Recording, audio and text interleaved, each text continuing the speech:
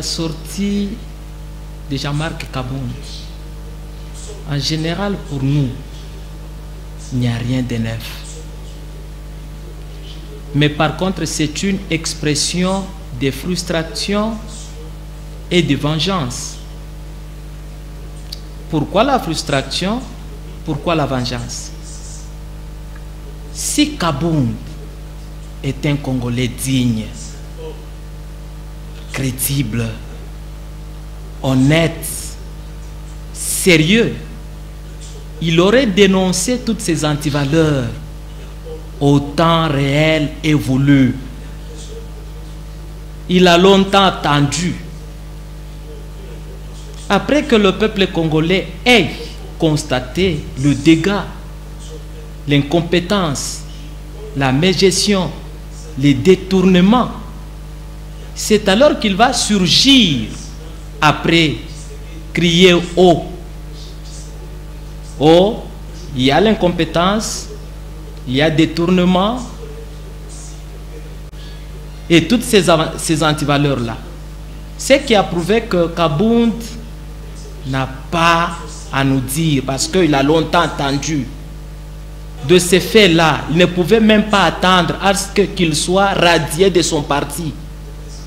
C'est pourquoi nous disons qu'il y a une frustration. Il veut juste se venger. Alors que nous avons vu Kabound casser le siège du Parlement, le perchoir, comme tout membre militant de l'UDPS qui se respecte.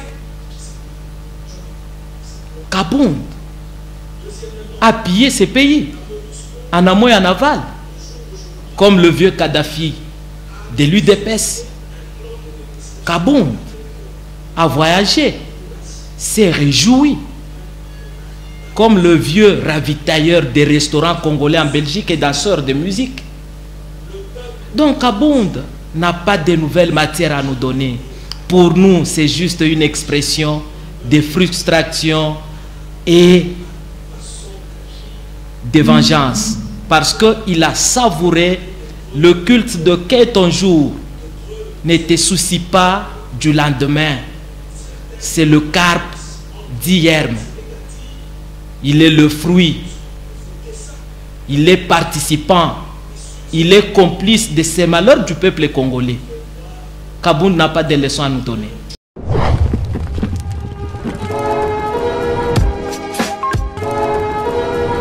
À ce sujet, il est vrai que Léopold Sédar Senghor nous avait appris que en m'ouvrant aux autres, Paris m'a ouvert à la connaissance de moi-même. C'est-à-dire quoi? Tout pays, malgré sa puissance, sa grandeur, sa richesse, est censé collaborer, coopérer avec d'autres nations pour pouvoir se développer, s'émanciper. C'est dans ce sens-là que ces voyages devaient nous aider. Mais de ces voyages, qu'avons-nous profité? Quand nous voyageons avec toute notre tribu qui nous accompagne. Et c'est le trésor public qui est en souffrance. C'est cependant que notre budget est toujours insignifiant.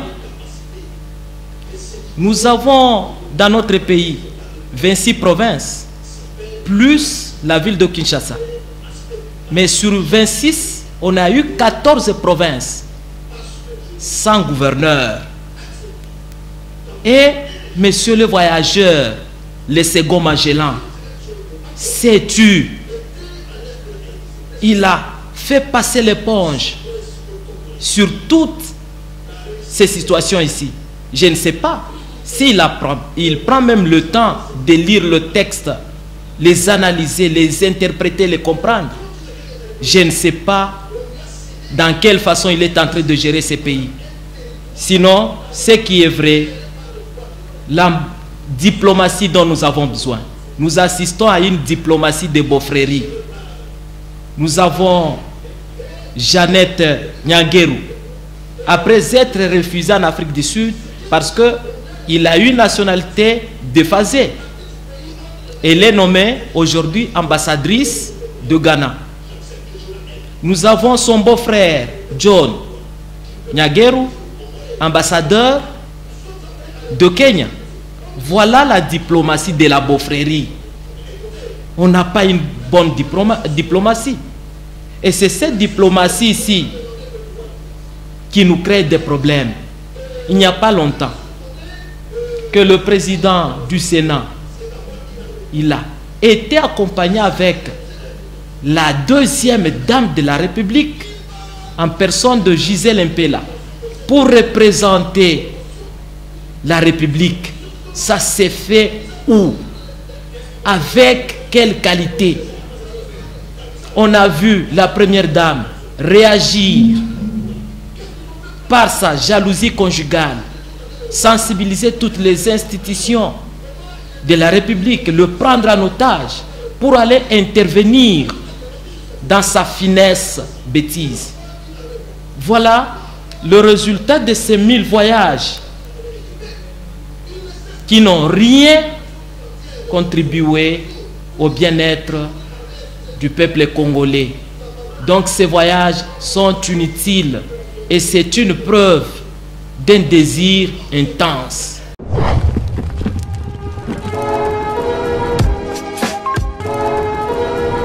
Monsieur Tshisekedi a échoué avec une grande distinction d'ailleurs. Peut-être vous aurez à chercher les preuves. Les preuves sont nombreuses. Dans un gouvernement, un régime, lorsqu'il règne par des télécommandes de la justice, trop d'arrestations. C'est le cas du 13 juillet 2022. Un journaliste américain, Nicolas, ainsi que son confrère, Joseph Kazadi Kamwanga, et une dizaine de Katangais ont été arrêtés dans un hôtel en place parce qu'il a passé son interview et qu'ils ont prouvé que le peuple congolais ne bénéficie pas de leur richesse du sol et du sous-sol. Nous avons le journaliste Izuba, un journaliste en danger. Nous avons le pasteur Goyi Mulunda, sans plaignant jusqu'à aujourd'hui, en prison. On a eu le bourgmestre Gustave Ngoyi, en détention. Le 27 juillet, nous regrettons l'arrestation de notre président national Jimmy Kitenge, qui a été arrêté injustement suite à ses opinions politiques. Une détention prolongée, irrégulière, et d'ailleurs pour qui nous demandons sa liberté sans aucune condition. Il n'a rien fait. C'est pourquoi nous vous disons que il a échoué parce que il est venu massacrer toutes les institutions crédibles, démocratiques que Joseph Kabila lui avait laissées. Après avoir sacrifié toute sa jeunesse, son humanisme, que lui est venu tout massacrer, tout raser, tout anéantir. Donc, les arrestations, les tueries, les génocides à l'est du pays, Beni ou Tembo, ce sont des preuves d'un échec. Miselière des journalistes, c'est un échec. La liberté d'expression n'est plus respectée, n'est plus libre, parce que nos téléphones sont pleins pollués avec un message signalant que nos appels, nos messages, nos vidéos seront dorénavant contrôlés, ce qui prouve que nous ne sommes pas libres. La liberté de presse n'est plus libre. On a peur de tout dire. Voilà, ce sont les symboles d'un échec à outrance et d'une grande distinction qu'on n'a jamais vue dans ce monde.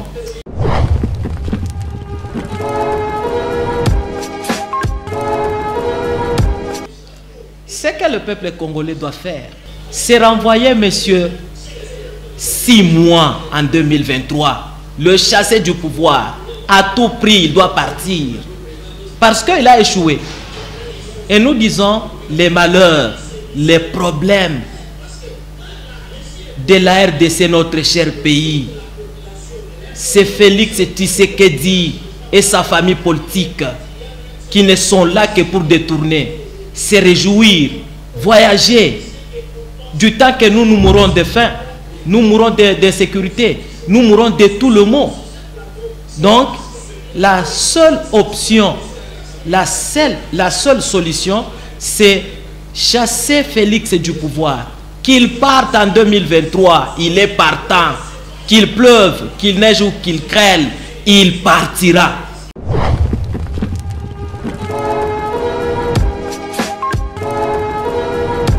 Nos institutions souffrent de dettes morales. Là, ce sont de flatteries, des stratégies,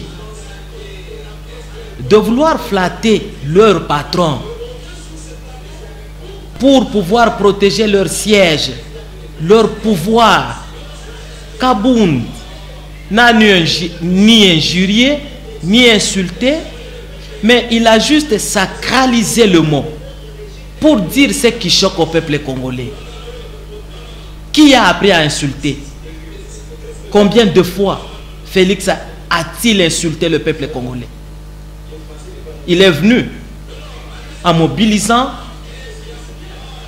tous les leaders politiques katangais, les amener chez eux, les installer et monter au créneau, commencer à crier, à vociférer les insultes, les injures publiques. La justice n'a rien fait. En Côte d'Ivoire, cependant qu'il est en train de chantailler, de viser le développement, faire ce pays d'une Allemagne d'Afrique, il est allé injurier publiquement, à crier à corps, les enseignants pauvres, sans tenir compte que c'est la clé maîtresse du développement.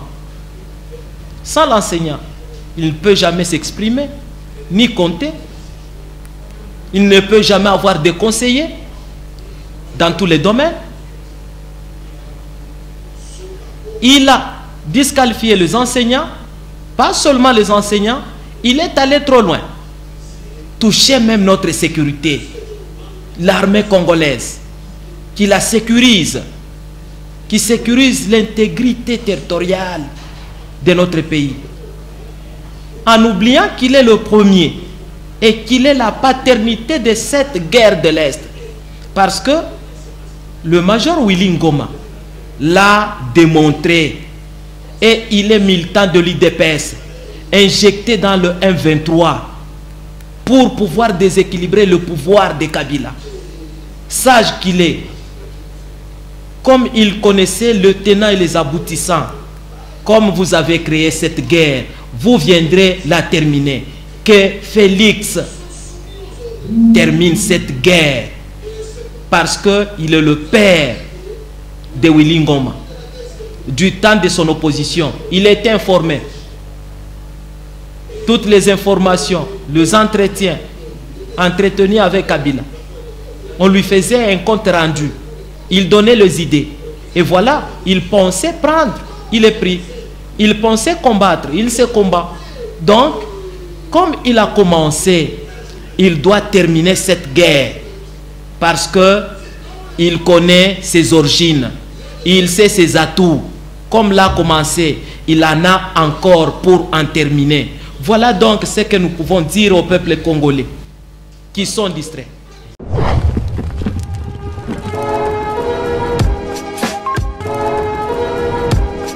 Nous ne pouvons pas chercher la réponse, ni dans le ciel, ni sur la terre.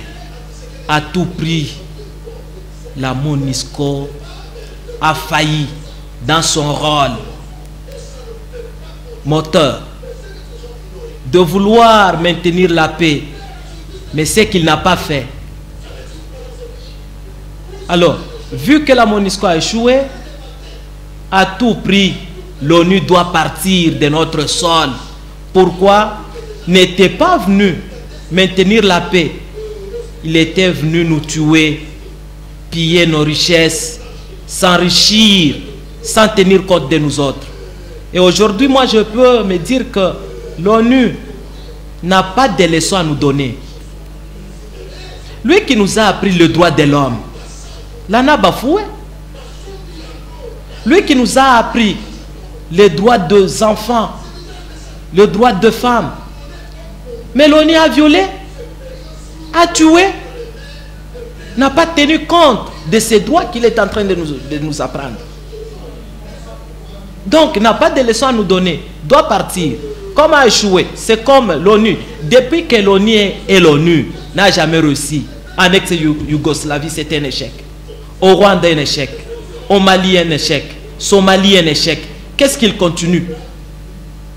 Quand bien même, nous devons souligner que ni l'ONU, ni Monsieur le Président Félix Antoine, personne ne respecte ces textes.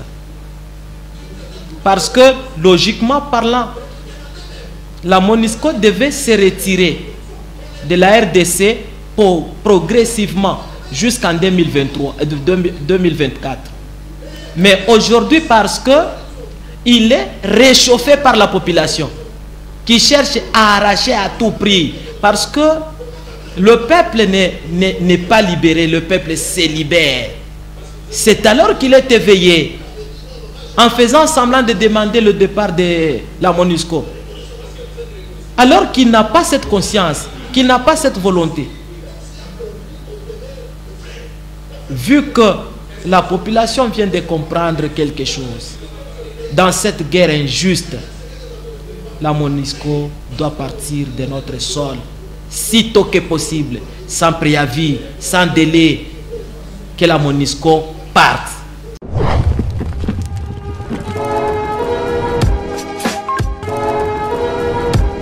L'analyse que nous devons dégager de l'opération Zéro Chege ou Zéro Phaseur, l'idée est bonne, mais la foi et le moyen d'opération, ce sont des massacres. Comment? Pour aller représenter la province du Lualaba en Afrique du Sud au Forum de Mines, cette province ne s'était pas laissée accompagner d'essayants des ministères, mais accompagné de ses enfants, neveux, nièces, copains, aller représenter toute une province. C'est un problème. Et le ministère, privé de ses honneurs, de ses luxes-là, pour motiver, encourager la jeunesse congolaise d'aller s'enrôler dans l'armée, c'est aisé, c'est facile. Mais pour se réjouir, ce sont les enfants des ayants le pouvoir. C'est injuste. Pourquoi dans cette opération, il n'y a pas que deux enfants communément appelés Chege? Il y a des hommes responsables, intellectuels. Par leur vue, ils déplaisent. Ils doivent être assimilés et les envoyer à Kanyama-Kasese. Et directement, Kanyama-Kasese passe pour une poubelle. Le territoire de Kanyama, ce n'est pas une poubelle. C'est ce qu'ils ont oublié. Ce n'est pas une poubelle. Là où on doit jeter les déchets. Leurs déchets en fait. Mais pour se réjouir, ils se réjouissent avec leurs enfants. Ça ne peut jamais se faire comme ça. Et le responsable numéro 1, c'est le président de la République. Comment? Je l'ai suivi de mes propres oreilles sur France 24 concernant la violation des droits de l'homme par rapport aux arrestations de Jimmy Kitenge. Qu'est-ce qu'il a dit? Pour la énième fois, ce n'est pas pour la première fois ni la dernière. Je ne sais pas ce qui se passe dans mon pays. en saluant les informations de son ami amer, un ambassadeur américain, qui parfois lui tenait informé de certaines situations qui se passent dans son pays. Si un père ne sait pas ce qui se passe dans sa maison, donc il est irresponsable, il est incompétent, comme Pero Luala, quoi qu'il est forcé d'aller en exil.